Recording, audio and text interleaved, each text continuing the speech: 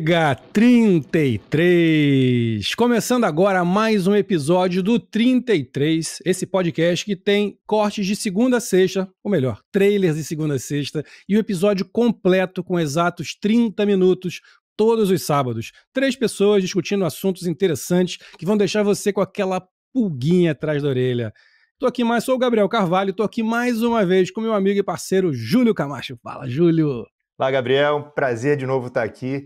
E estava conversando ainda agora com nossos convidados, minutinhos antes, e confessando para ele, assim, é muito gostoso quando a gente conversa com uma pessoa que de alguma maneira a gente é admirador, a gente é fã. Não é diferente desse caso. A gente está aqui com o Álvaro de Oliveira Filho, né, um grande jornalista, e um prazer para a gente estar com você, Álvaro. Obrigado pela presença. Ô, Júlio, o prazer é meu, a admiração é mútua, pode ter certeza. Álvaro, eu queria ir direto ao ponto. Recentemente a gente conversou com o Evaldo José, um grande locutor, ele falou bastante assim, da relação dele com você e a admiração das duas pessoas. E a pergunta que eu fiz para ele é que eu quero fazer para você, né? Como é que começou a sua carreira? Como é que foi a descoberta do rádio na sua carreira? E, em particular, a coisa do futebol, a cobertura de futebol. Bom, então vamos lá, pela ordem. O futebol veio bem antes da minha carreira. Sempre fui apaixonado por esporte, não só futebol, e isso, de certa maneira, me levou a procurar o jornalismo, porque era uma forma de eu estar diretamente ligado, né, ao esporte, à cobertura esportiva, que eu sempre admirava. A minha carreira ela começou em 87, tinha acabado de me formar e peguei umas pessoas da minha turma, a gente começou a fazer um jornal de bairros por nossa conta, porque o mercado era muito difícil de você entrar, né? E aí surgiu uma oportunidade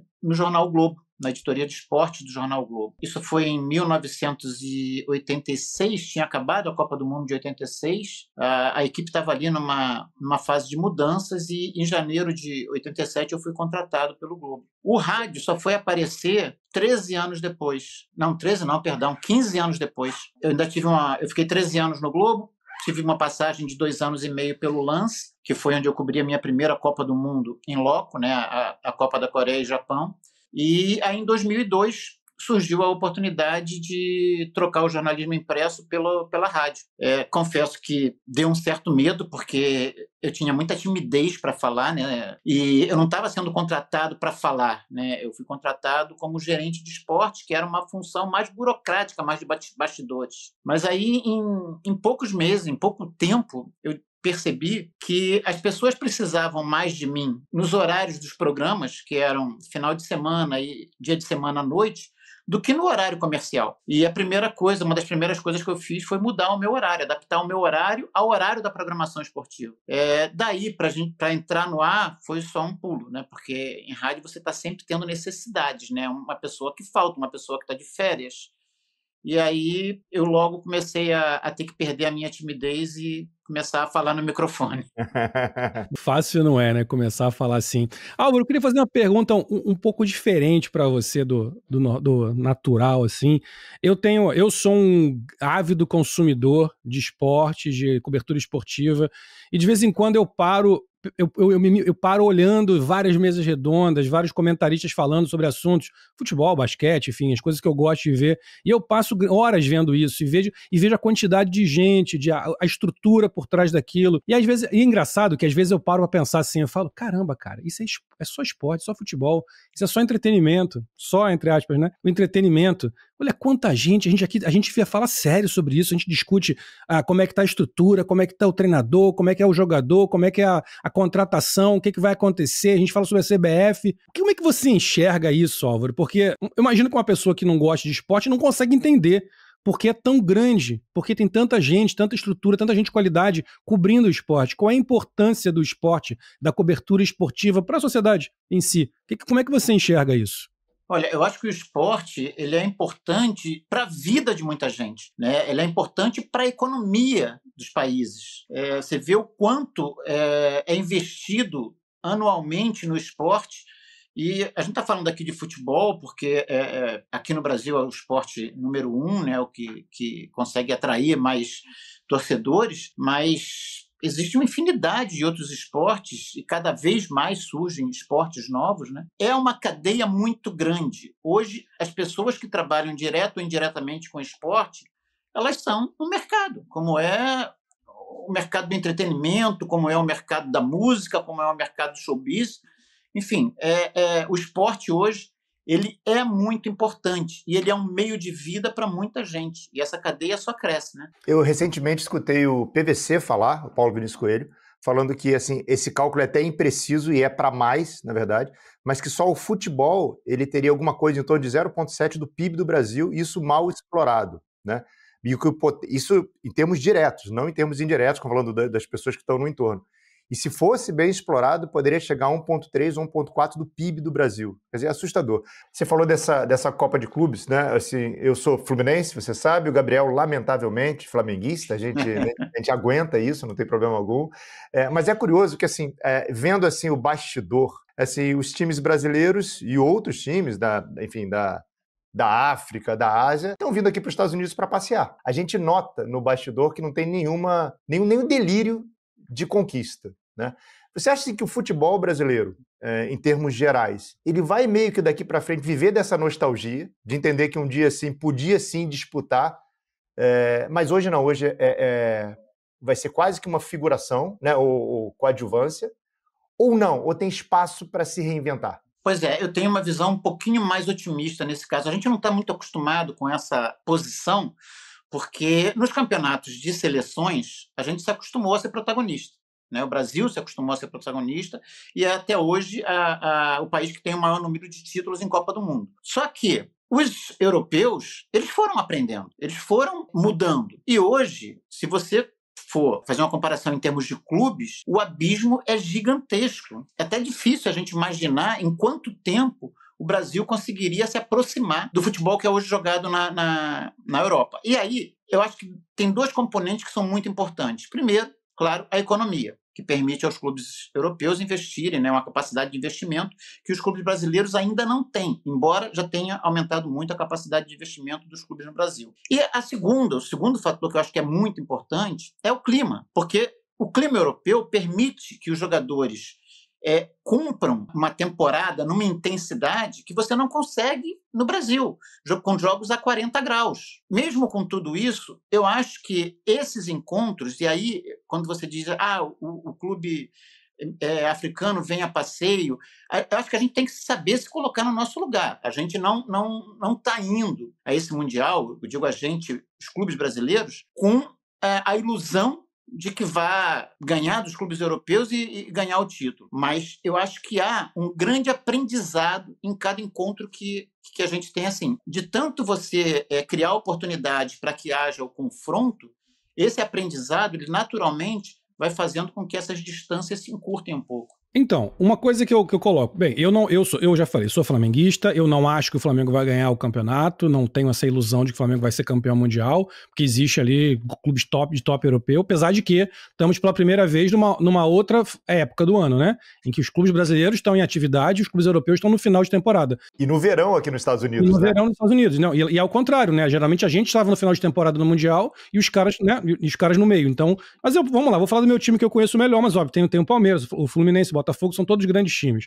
O Flamengo, tirando o goleiro, que é um excelente goleiro, é todo composto por jogador de seleção. Seleção brasileira, uruguaia, chilena, equatoriana. Nós não estamos falando de um time que tem jogadores perna de pau. E aí eu ficava pensando, vem cá, por que um time que tem jogadores de seleção brasileira, uruguaia, chilena, não é capaz de bater?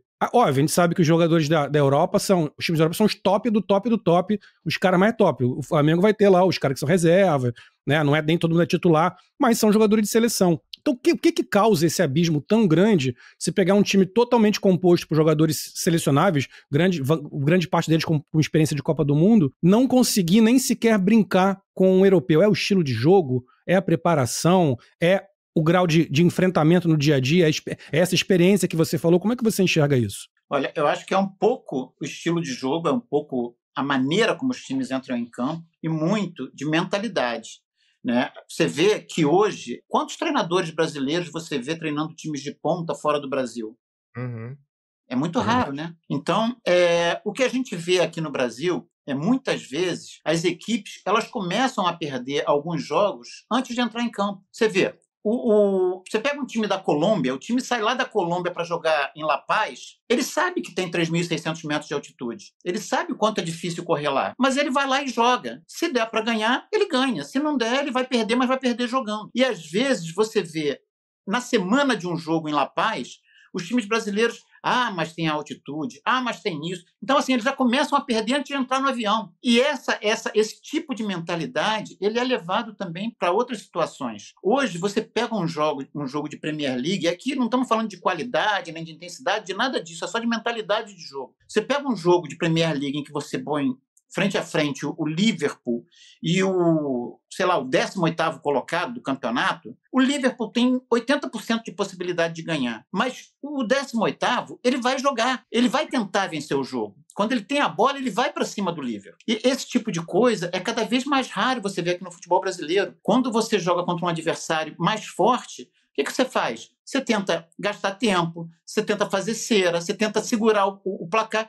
E não é isso, essa não é a essência do futebol. Agora, por que acontece isso? Porque no Brasil, o técnico perde 2 jogos seguidos, já está na corda bamba. Pode, verdade. Então, assim, tem muito de mentalidade envolvido em tudo isso. Aliás, você falou do Flamengo, o Flamengo foi o último time brasileiro a conseguir jogar de igual para igual com um clube europeu, num jogo valendo, né, que foi a final contra o Liverpool. O Liverpool estava no auge, né, jogando uma barbaridade, e o Flamengo perdeu o jogo na prorrogação, jogando de igual para igual. E não empatou porque não tinha o Pedro, né? Tinha o Lincoln.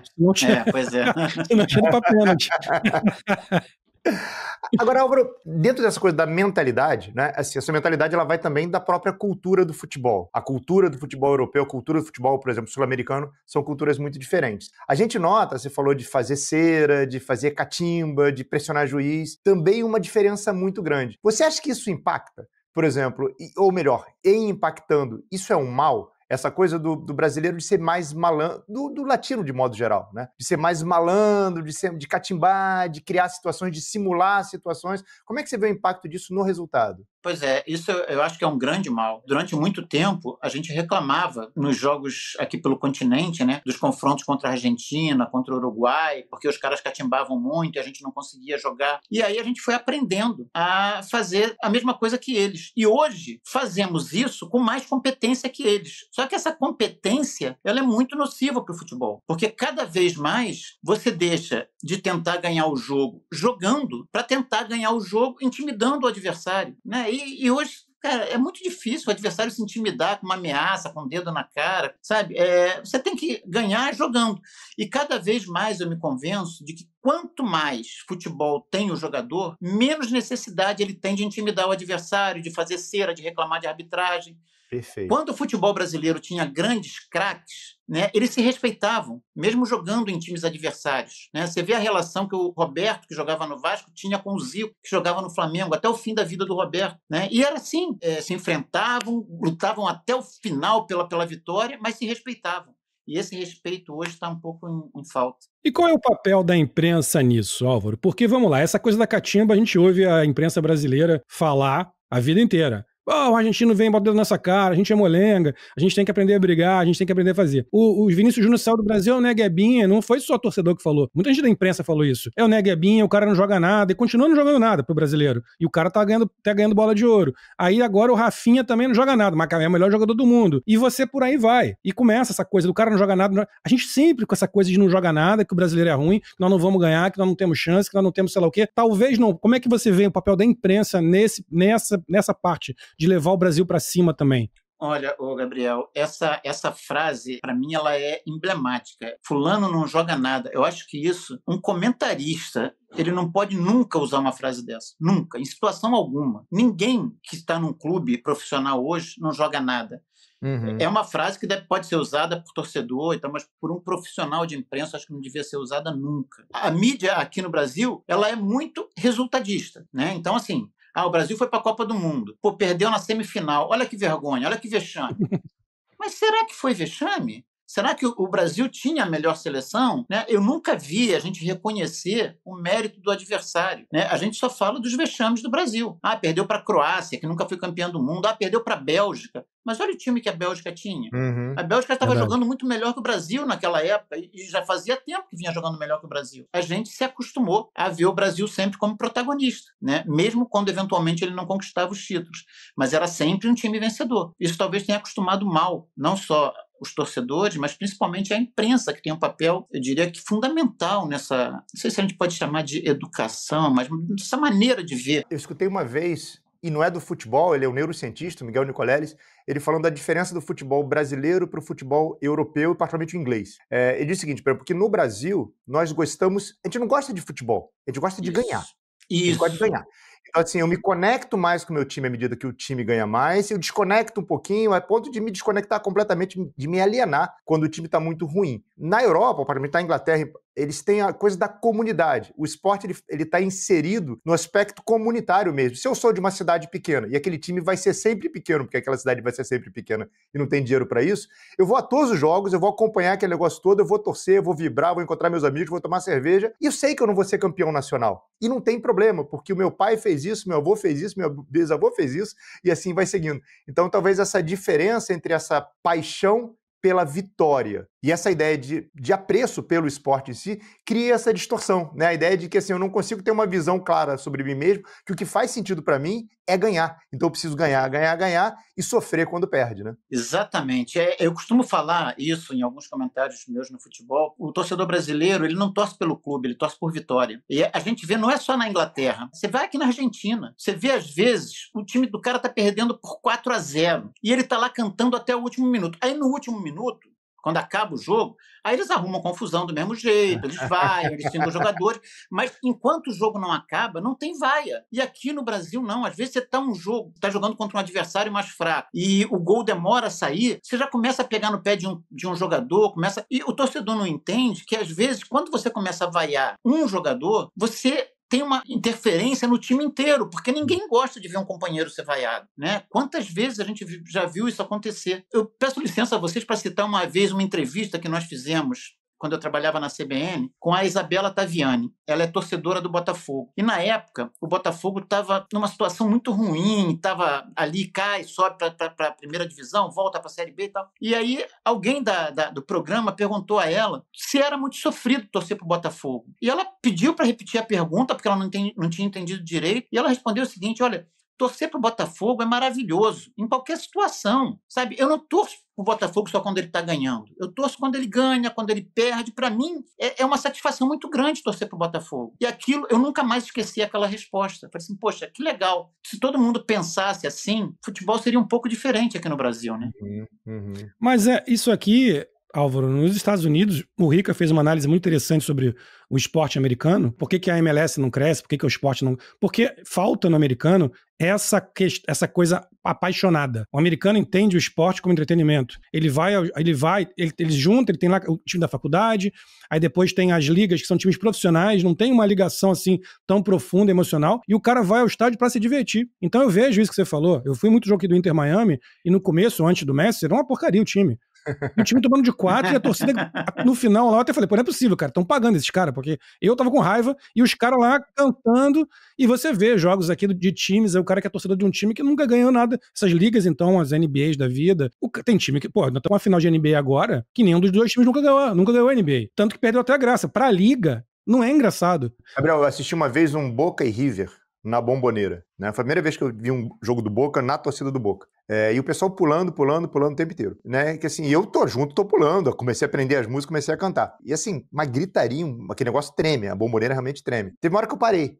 Aí o cara chegou em mim, tocou assim no ombro, né? Ele sabia que eu era brasileiro, porque me escutou falando com meus amigos. Falei assim, ó, brasileiro, né? Se quer ficar aqui, não é sentado, é pulando. Eu fiquei com medo do cara.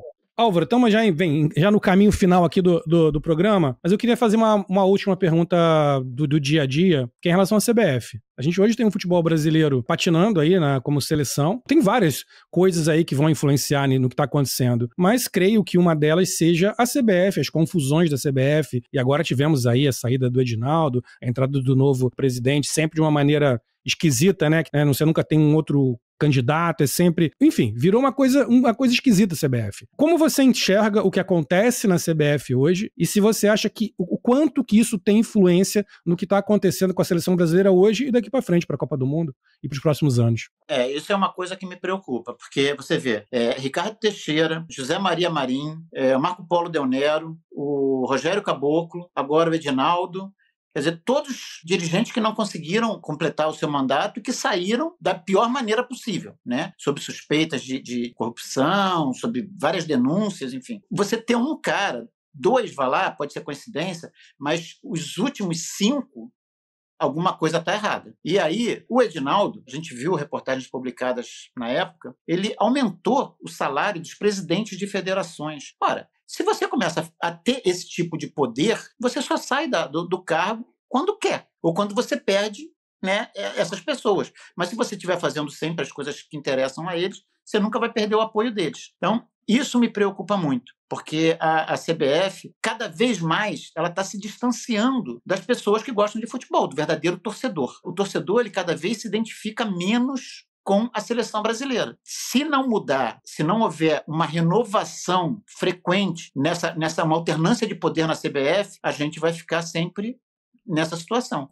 Qual é o histórico do cara para ser presidente da CBF? Pode ser até que ele reconstrua a CBF, faça um mandato, mas qual é o histórico que ele tinha para assumir esse cargo, para ser eleito? E a gente fica temendo que o futebol brasileiro continue nesse pântano aí que ele já vem há alguns anos. Agora, no âmbito dos clubes, Álvaro, o que falta de fato assim? Por que não acontece uma liga de verdade? Porque assim, a organização do Campeonato Brasileiro é sempre a mesma reclamação, sempre as mesmas coisas, a arbitragem, calendário, aquela coisa toda, e a coisa vai se renovando. E todo mundo fala em liga, fala em liga, fala em liga, a gente vê várias ligas funcionando. O que de fato trava esse processo? Eu acho que aí é um pouquinho daquilo que o Gabriel estava falando. Talvez tenha que haver um pouquinho mais de profissionalismo de quem dirige e um pouquinho menos de paixão. Porque você vê hoje, o cara reclama de arbitragem quando ele é prejudicado. Uhum. Mas quando o adversário é prejudicado, ele até zomba, até ri. Né? Você não vê um movimento para melhorar a arbitragem. Você não vê um movimento para melhorar as situações dos clubes junto à CBF, né? Como você vê, por exemplo, na Europa. Quem você acha que é mais respeitado pela FIFA? A UEFA ou a Conmebol?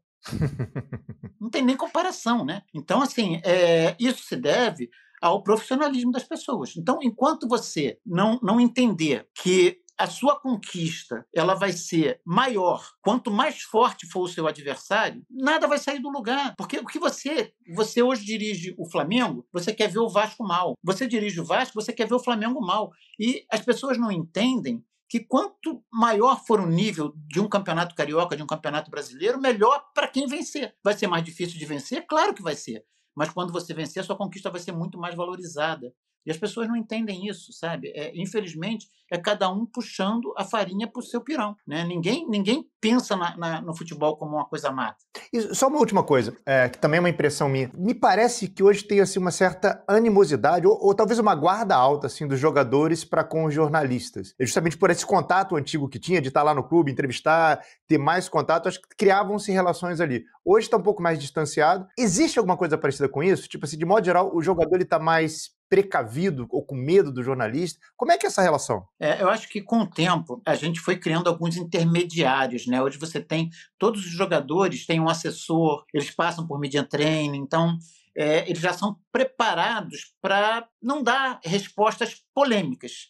E isso tira a espontaneidade desse contato. Eu me lembro que na primeira Copa do Mundo que eu cobri, em 2002, a seleção brasileira treinava em Ulsan, na Coreia, numa universidade. E o Luiz Felipe Scolari tinha uma arquibancadazinha de 3 degraus ao lado do campo onde a seleção treinava e os jornalistas ficavam nessa arquibancada. Ele saía do treino, deixava o Mortosa treinando a seleção, se sentava ali no meio do jornalista e começava a contar piada, a rir, dar risada.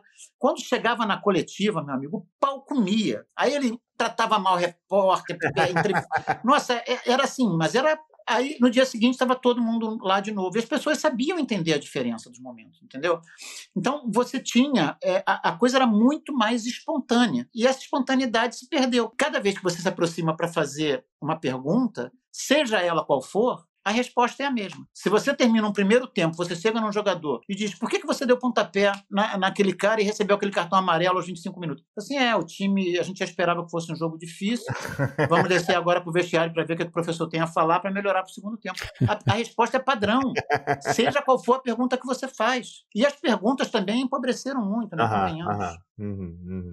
Então, na verdade, são 3 perguntas que eu queria fazer para você. A primeira é o seguinte: algum erro que você tenha cometido na sua vida, profissional, pessoal, não importa, e alguma coisa que você tenha aprendido desse erro? Cara, errar é o que a gente mais faz, né, cara? A gente erra diariamente. Tem outros que são mais importantes, que têm consequências maiores ou menores, mas a gente está sempre errando. Cara, eu acho que, assim, o que a minha profissão me ensinou é a não tirar conclusões precipitadas. sabe? Às vezes você tem indícios de que você está muito certo e aí vem o tempo e te mostra que não era nada daquilo. Isso pode ser assim, uma coisa simples. Por exemplo, eu e Evaldo tínhamos feito um jogo em Natal, Fluminense e América de Natal. Acho que o Júlio vai lembrar disso. E o Fluminense ganhou de 3-0 pela Copa do Brasil. E aí o comentarista, né, se precipitou e disse, poxa, eu não sei para que vai ter o jogo de volta. 3-0 aqui na casa do adversário, o que o América vai fazer no Rio? Vamos levar uma delegação de 30 pessoas para o Rio de Janeiro por uma despesa enorme. Para quê? Já perdeu de 3-0 aqui. E aí, o que acontece? O América vem no Maracanã e ganha de 5-2 do Fluminense. E elimina o Fluminense. Eu preferia não lembrar, viu? Eu te confesso que eu preferia não lembrar. Fim de papo no Maracanã! O América de Natal conquista uma classificação heróica, histórica. Uma coisa que a gente não pode nunca é tirar essas conclusões precipitadas. Futebol é muito imprevisível, muito ingrato, né? E um erro que você vê as pessoas, de modo geral, cometendo? Julgamento, né? Eu acho que assim, a gente tentar julgar uma pessoa por alguma coisa, né? Por algum erro, por alguma coisa que a pessoa tenha feito. Eu acho que talvez seja isso, sabe? A gente se precipitar no julgamento das pessoas e criar um rótulo para determinada pessoa.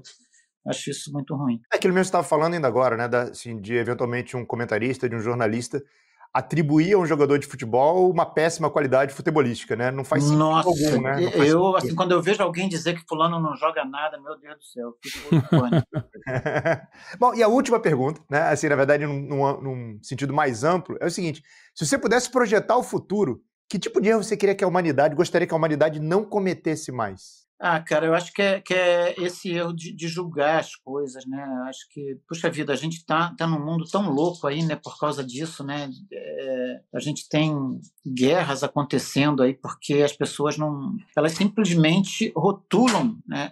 Uma determinada pessoa por algum episódio e aí já não tem mais diálogo, já não tem mais conversa nenhuma. Então, assim, o que eu gostaria de ver era uma sociedade um pouco mais paciente, mais moderada, sabe, sem extremismo. Álvaro, eu queria fazer uma pergunta clássica do 33 para você, pergunta que a gente sempre faz em todos os programas, que se você tivesse 3 minutos com qualquer pessoa que está aqui nessa terra, que já passou, ou até uma pessoa que nem existe, que você pode inventar na sua cabeça agora, não tem nenhum problema, quem seria essa pessoa e o que você perguntaria para essa pessoa para vocês poderem conversar durante esses 3 minutos? Rapaz, olha, eu pensei em várias pessoas, né, que eu sempre fico assim, olhando as pessoas e tento tirar muito aprendizado, né, delas. Mas eu vou falar de uma pessoa que partiu agora há pouco, o Papa Francisco. Se eu pudesse, eu gostaria muito de pedir a ele, né, que me ensinasse a ter a humildade que ele tinha, de ter essa maneira como ele encarava o ser humano. Tenho até dificuldade para descrever, mas se eu pudesse, eu queria ter 3 minutos com ele. Poxa, que legal.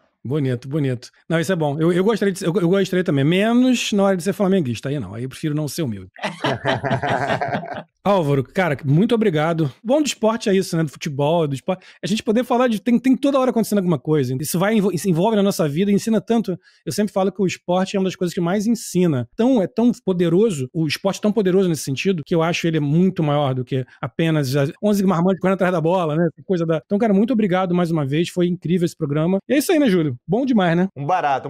Como eu disse no início, assim, é muito gostoso você conversar com pessoas que você já admira previamente. Álvaro, foi um prazer enorme estar com você. Te agradeço de verdade. Espero que em breve a gente volte a conversar mais. Poxa, vai ser um prazer. Prazer foi meu em participar.